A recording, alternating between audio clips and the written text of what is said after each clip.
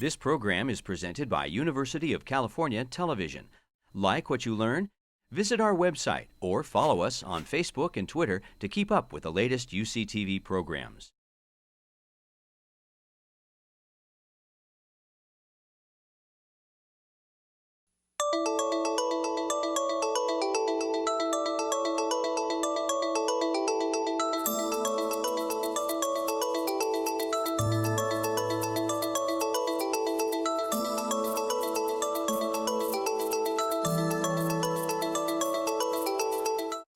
So just about every year I discuss our new therapies, new regimens, talk about clinical trials. And in view of the fact that we are in the Napa Valley, I started to realize that, in fact, doing clinical trials is very similar to producing great grapes for wine.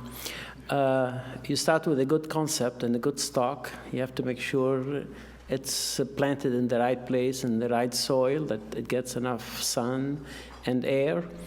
And so this is the underpinning of a good trial, when you start with a very good idea with solid science behind it. And over the years, we've embraced new regimens and new treatments, because over the years we realized that, in fact, these have allowed us to be a tiny bit ahead of the curve and provide our patients drugs that were many years ahead of being approved by the FDA, and they certainly benefited from being on those drugs.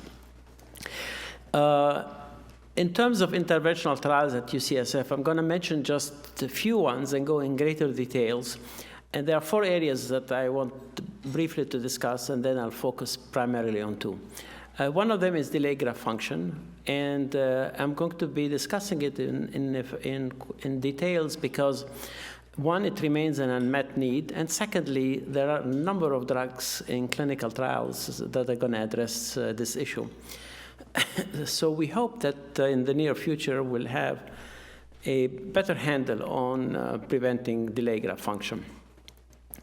The second type of trials we are involved with, and I'm not going to spend much time on this, are the so-called desensitization AMR and treatment of antibody-mediated rejection.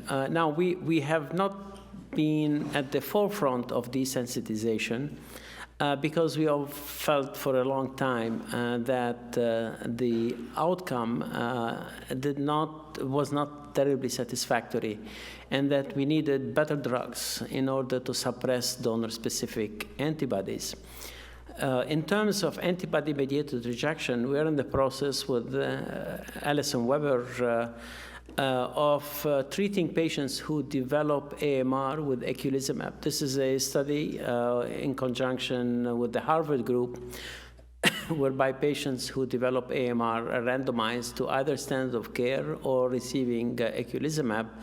But those who fail standard of care, then they can be rescued with Tocilizumab. And so we're really excited about the studying and be able to offer our patient Tocilizumab that potentially could minimize the injury to the kidney. And our main objective with treating AMR is preventing the occurrence of transplant glomerulopathy. Immune modulation, I'm going to speak quite a bit about that because this is of interest of us. And finally, of course, we continue to be involved with belatacept type trials. We were involved with the phase 2 and phase 3, and in fact today the American Transplant Congress posted the abstract, and we have the abstract from the phase 3, the 7-year follow-up. And for the first time since the introduction of cyclosporin, a new drug, belatacept, had a significant impact on improving outcome at 7 years. And so our patients at UCSF have had that option to be on belatacept in various trials for now close to maybe 13 years. And we hope that they've clearly benefited from being on belatacept.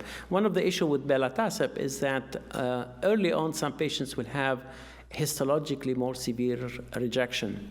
And so we are exploring ways to optimize the early events after transplantation with belatacept, changing induction to thymoglobulin, pairing belatacept maybe with an mTOR inhibitor, in this case everolimus, because there seems to be synergy. And Dr. Stock and Tomljanovic are doing a separate trial supported by the NIH, both in kidney transplant and in kidney pancreas transplant utilizing belatacept. We have an ongoing study on conversion. So patients at 6 months and beyond who are on CNI can be converted to belatacept if they have nephrotoxicity or neurotoxicity and so on. And so we're actively recruiting patients for this study.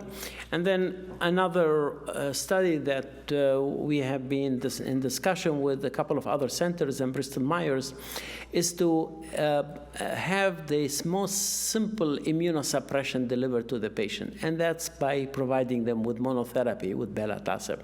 So we have a lot of patients who were transplanted years ago who are on belatacept, MMF, and prednisone. And what we like to do with immune monitoring, and we're using data generated by Minnie Sarwal, a set of genes that can indicate, even predict a patient's risk of rejection.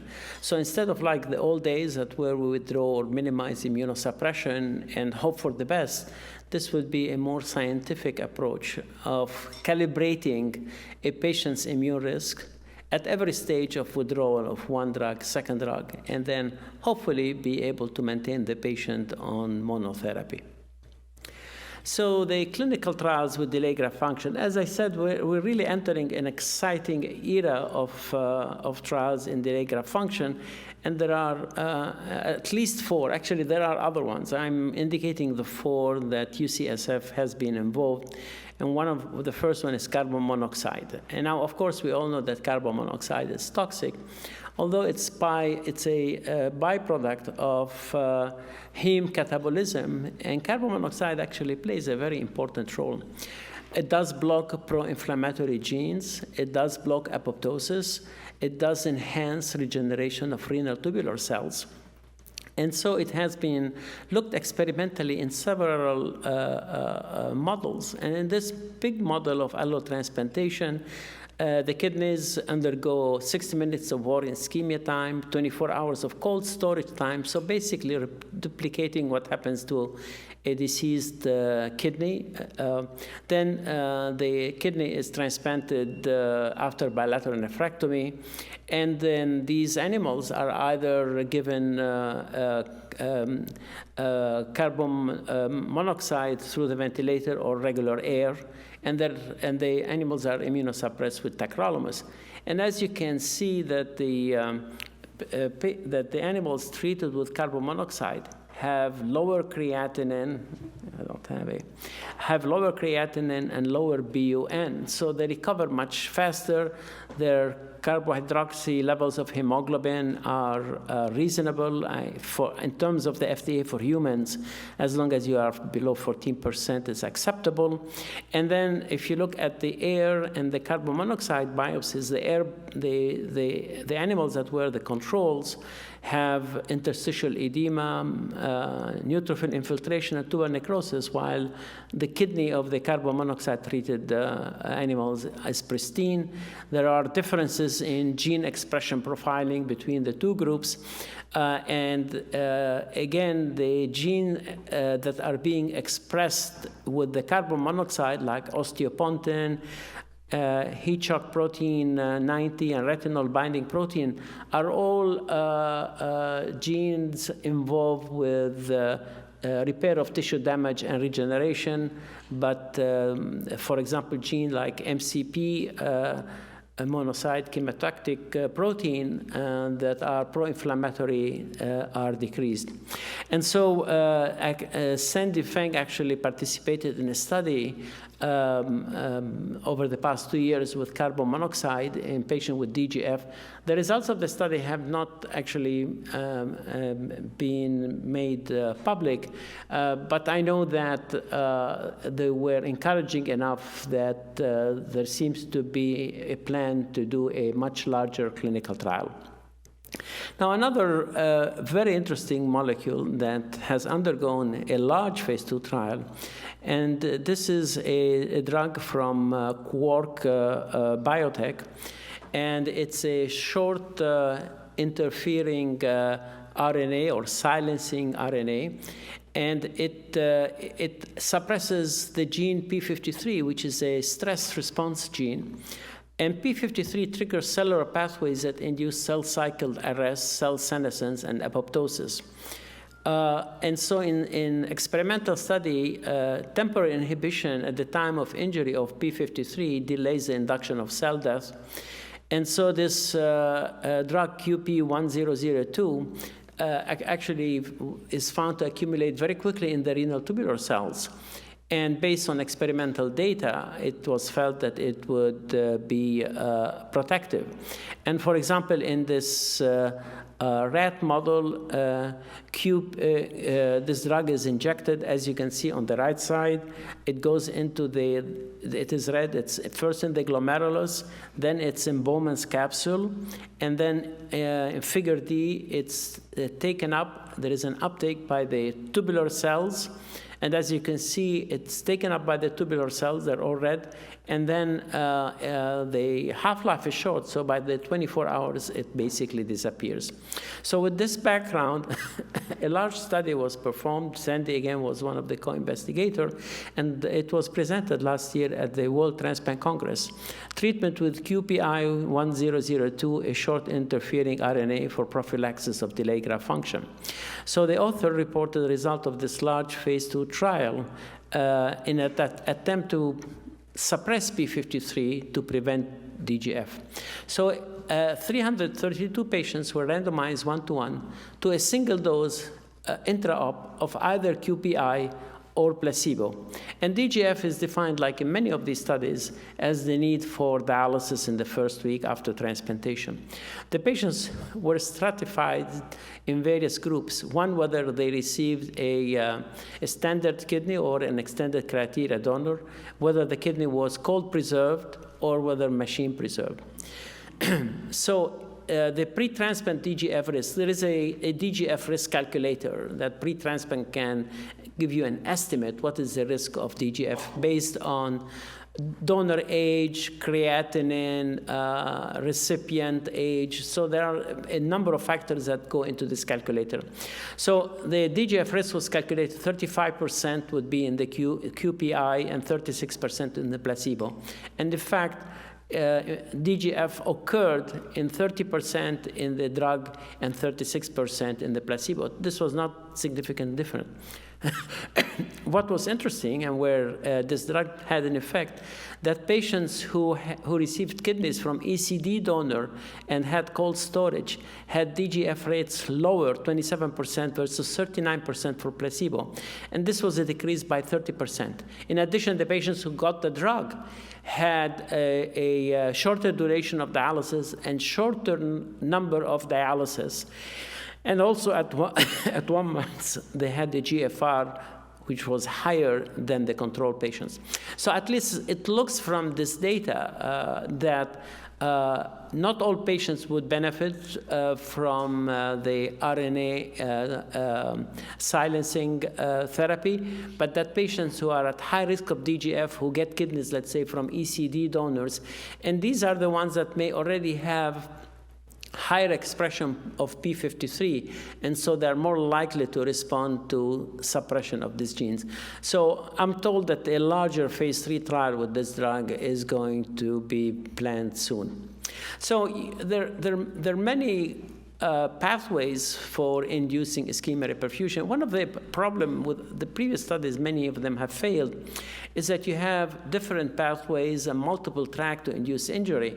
And so you block one, the redundancy is such that the other ones overtake the effect and produce DGF. But based on experimental data, complement may be a very early mediator of the injury in DGF. And so data has accumulated that maybe blocking complement may actually prevent delay graft function. And these are studies in animals showing that, in fact, complement can be found deposited in an experimental situation of ischemia reperfusion. And it may be not the classic pathway that's activated, but the alternative pathway, as C3b is deposited in these ischemia reperfusion kidneys rather than C4b. And a very interesting study looked at what is the role of complement, which complement is involved in DGF. Is it the circulating vascular pool of complement or the extravascular intrarenal complement within the kidney? So in this study, very interestingly, kidneys from wild-type mouse or mouse that were deficient in C3 were made ischemic and then transplanted in wild-type mice. As you can see, the top figure, the wild-type kidney in the wild-type mouse developed significant DGF, creatinine went up. However, the kidney that came from a C3 deficient animal into the wild-type mouse did not develop much in terms of delayed graft function or ischemia reperfusion injury. So that deficiency within the kidney of complement makes a difference, not in the circulating pool. And as you can see, the histology between the two was quite different. So with this background, of course, using eculizumab, the monoclonal antibody to C5 can interrupt the cascade of complement and injury. And so it was only natural that it should be tried as a potential therapy for the prophylaxis of DGF. And now we're in the midst of a multi-center, multinational trial whereby patients at high risk of DGF, and we calculate the risk when a kidney comes in, if they have a risk of 25% or greater of developing DGF, they are randomized to either placebo, and it's a blinded trial, or at the time of surgery, they get eculizumab, and they get a second infusion 24 hours later. Same thing with the placebo. And the primary outcomes are dialysis, GFR, and so on. And so this study is ongoing, and hopefully within a year, we'll find out whether a discrete and focused approach in blocking complement can in fact prevent delayed graft function. Now, in many of studies of kidneys that have been retrieved for organ donation, when people have done gene expression profiling of these kidneys, they have found that in many kidneys, even before the reperfusion, at the ischemia level, when the kidney is still in cold storage, that there is high expression of inflammatory genes and for example, TNF-alpha. And so the group at Mount Sinai got an NIH grant called CTOT 19 to, in fact, test whether at the time of transplantation, if patients are treated with Infliximab, which is a chimeric antibody to TNF-alpha as compared to placebo, whether one that would prevent the inflammatory genes in the kidney when it's reperfused, and number two, whether it decreases the incidence of DGF, and because you're blocking the genes for inflammation, whether long-term it may affect renal function, and we're going to be participating in this study.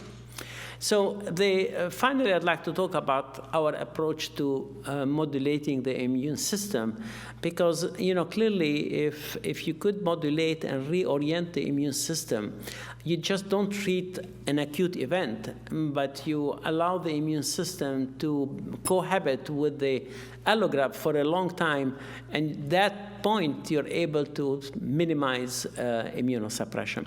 So one of the frequent questions we're asked is why UCSF is not currently participating in those tolerance studies with bone marrow and kidney trials. And I want, in short, just to give you a summary of where we are in that, and part of the reason why we may not be involved in them. So there are 3 major centers that have attempted at inducing tolerance with stem cells or bone marrow. Stanford has been a long-term leader in that, with Sam Strober using total lymphoid irradiation as a conditioning agent, as a conditioning therapy. The problem with that is that most of the studies so far have been done in HLA identical. And then in those patients, drug withdrawal in many of those patients was feasible.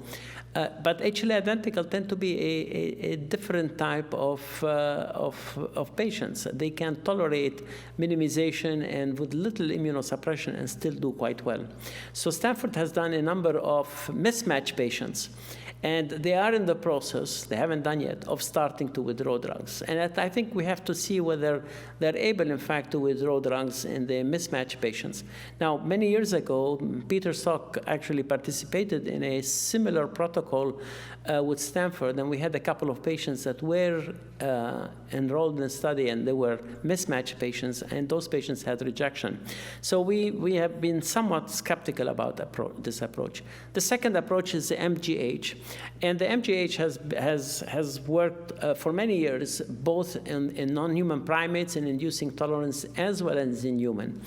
And they have a protocol that started with total irradiation, anti-CD2 antibodies, bone marrow, kidney transplant. They had a couple of patients who developed donor-specific antibodies and rejection.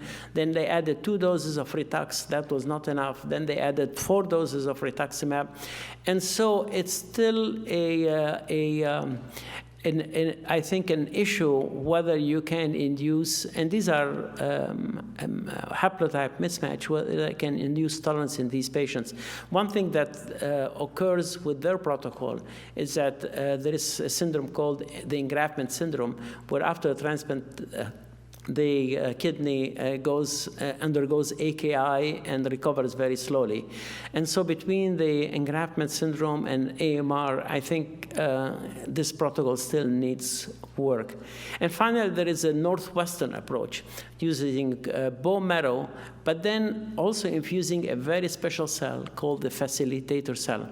And the facilitator cell is a cell that can do 2 things. 1, improve engraftment of the bone marrow or the stem cells, and number 2, prevent graft versus host disease.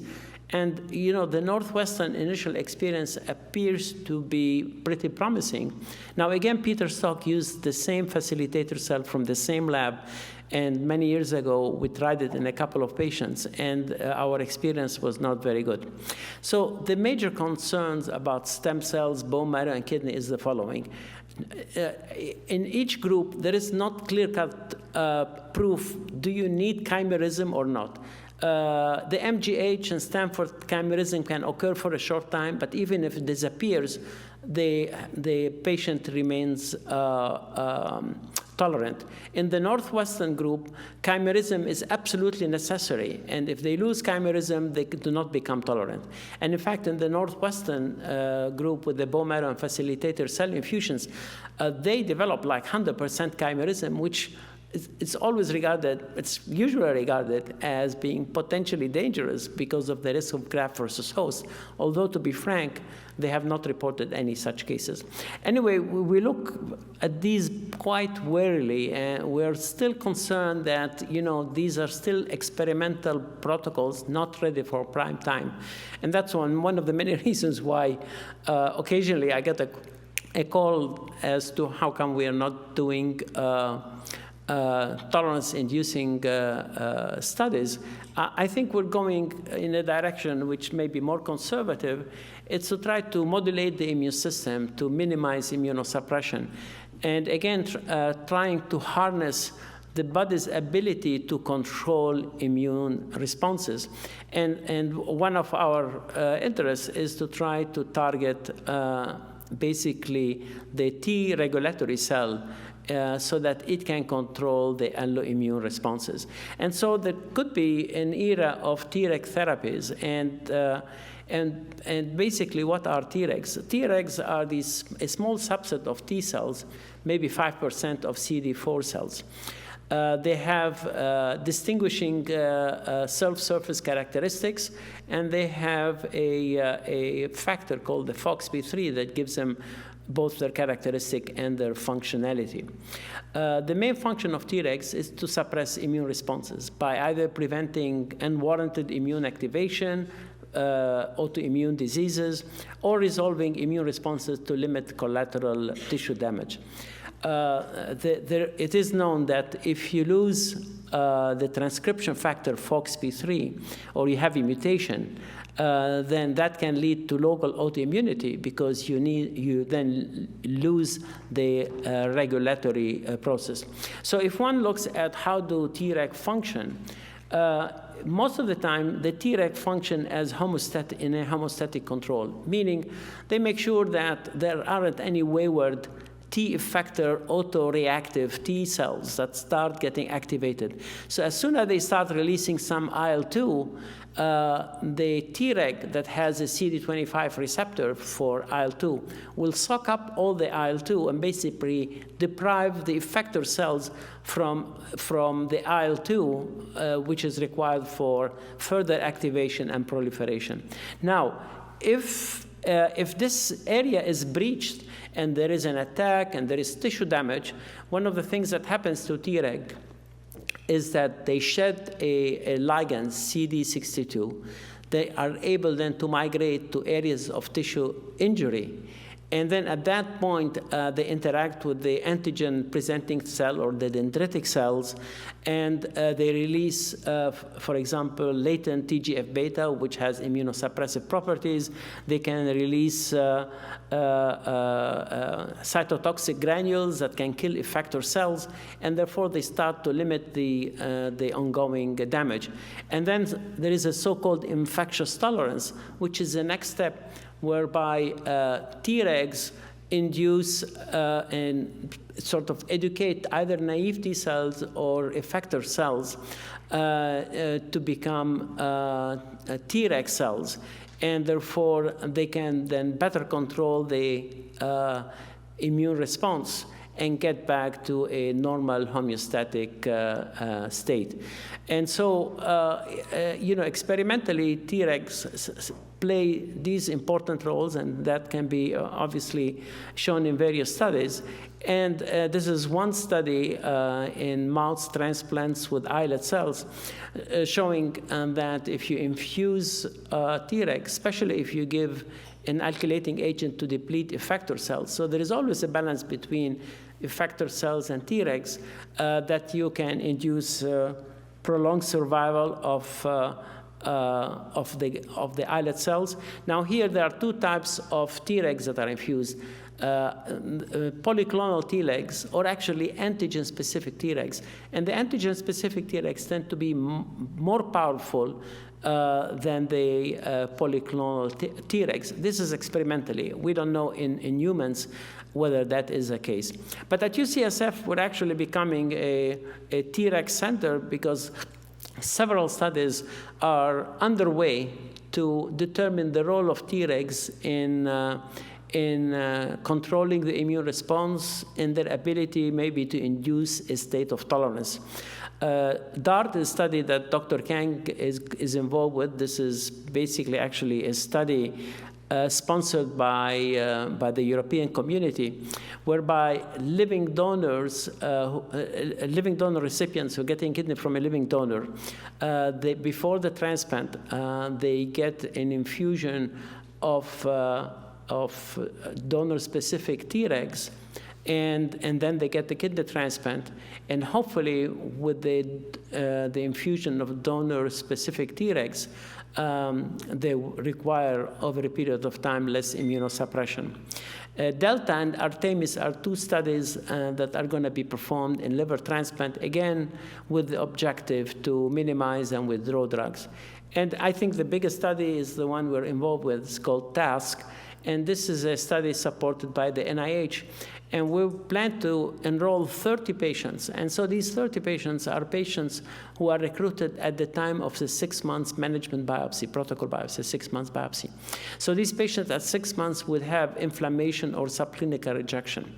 So our plan, since we know that Tregs have the ability to actually migrate to areas of inflammation and suppress the immune response, we're going to take these patients at 6 months who have inflammation in the kidney and infuse them with Treg cells.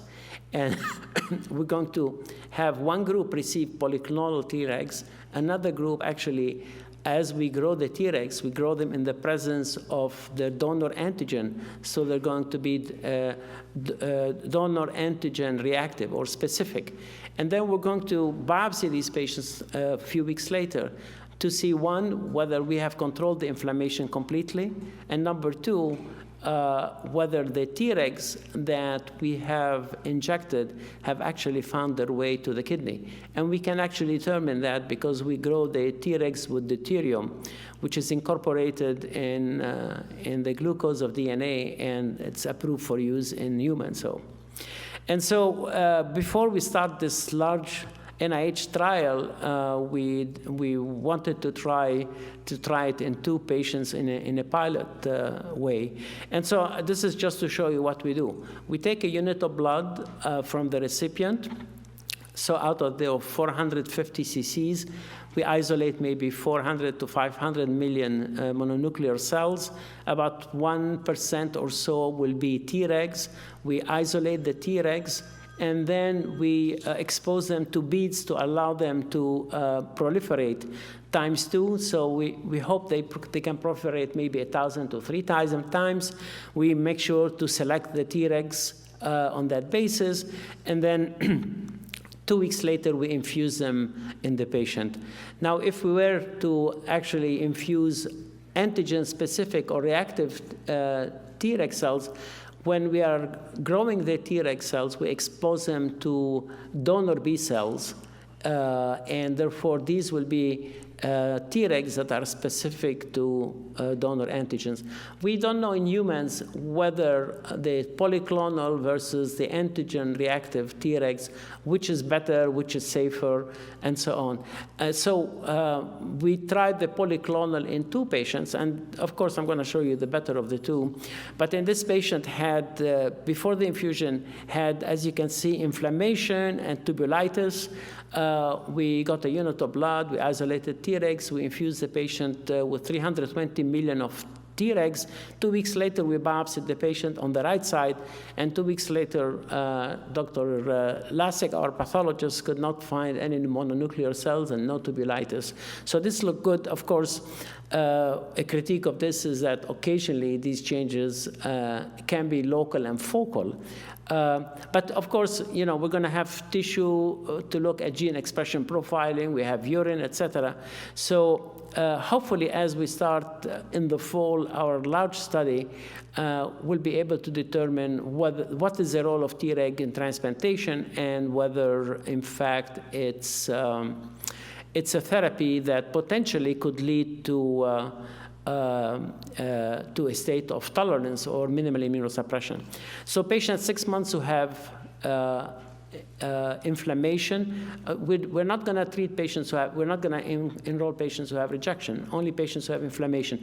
The reason for that is, first of all, these inflammatory cells over the long term can deteriorate kidney function, and yet we don't have good therapy for these patients. So the patient is going to be then randomized to 3 groups, the control group, the other 2 groups. One group will receive polyclonal Tregs, the other group will receive donor-reactive Tregs.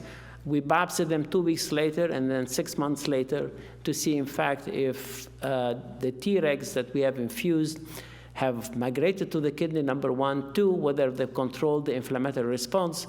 And in fact, if they do that, then we can gradually decrease their calcineurin inhibitors and put them on something like an mTOR inhibitor or everolimus. And so this is a cellular therapy, a roundabout way to actually potentially produce the same thing, and this is a second part of our CTOT study, is to use a drug called Tocilizumab, which is an anti-IL-6 receptor antibody. And the reason why we target IL-6, because IL-6 has a couple of, first of all, this drug is approved for rheumatoid arthritis, but IL-6 plays a very important role in the immune system because it activates and expands the effector network, especially Th17, and suppresses Treg cells. And in fact, in experimental models where IL-6 is either blocked or the animals do not produce IL-6, they have much higher levels of effectors of Treg cells, and these Treg cells have even greater suppressor activity.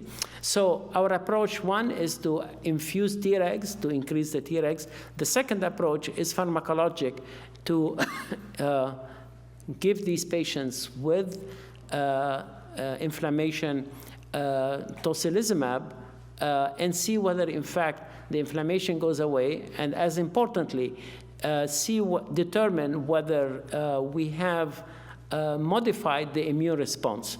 And we know that IL-6 is important. This is a slide from Zoltan, Dr. Lasek.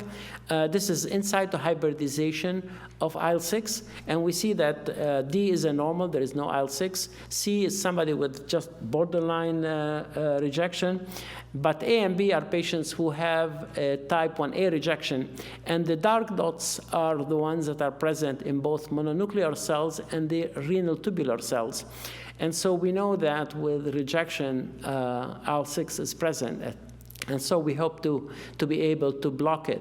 But we're not only interested in blocking this inflammation. What we're really after is a reorientation of the immune system. So the Treg study, when it starts, is going to be for recipient of living donor transplant. The Tocilizumab trial will be for patients who receive kidneys from deceased donors. And this is a protocol for Tocilizumab. So patients, deceased donor recipient at 6 months who have subclinical rejection or inflammation will be, first of all, we get a piece of the kidney for mRNA and determine whether they have a common rejection module. These are a set of 11 genes that Mini-Sarwal has reported to be associated with rejection, and we stratify them whether they have it or they don't. And then we treat them with either Tocilizumab or placebo, and then we see whether, in fact, not only the inflammation has gone away, but whether we have been able to change the gene expression from pro-inflammatory to pro-tolerant.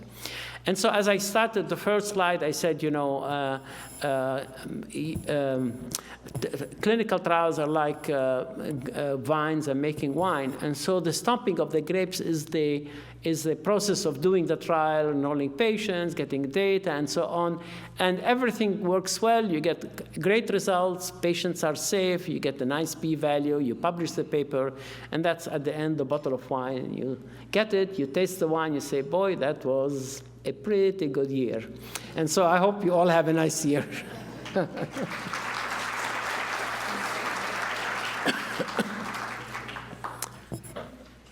Any questions?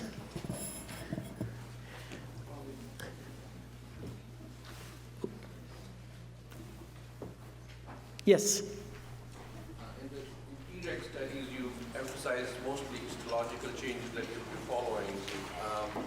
How about the functional changes, the functioning of the kidneys? Then if you're going to follow that, obviously you're going to, what method will be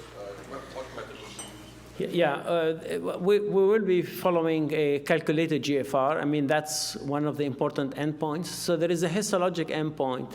There is a mechanistic endpoint where we look at changes in the blood, in the kidney, and the urine of pro-inflammatory genes.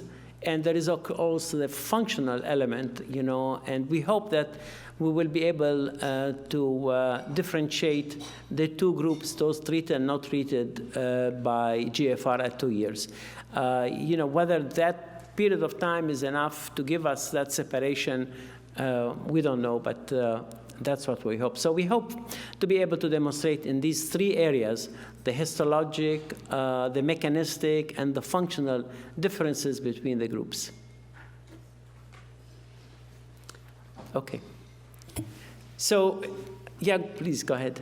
Any specific biomarkers or determinants as to what kind of a novel immunosuppression you'll use in a given patient? Well, you know, I mean, this is the new era in transplantation, and the next thing is to personalize medicine. I mean, you know, this is a buzzword that is used right and left, right? Personalized medicine or precision medicine. And of course, the oncologists have had tremendous success in doing that. And one of the speakers today, Mini Sarwal, will address this specific issue about how do we go about to personalizing medicine. In transplantation, this hasn't occurred, but I think going forward, we're going to see greater examples in clinical trials where there's going to be an effort to personalize medicine, because I think we realize it's not like one drug or one regimen is good for all. And if we can tailor the drugs and also tailor who are the patients on whom we can withdraw drugs, it would be fantastic.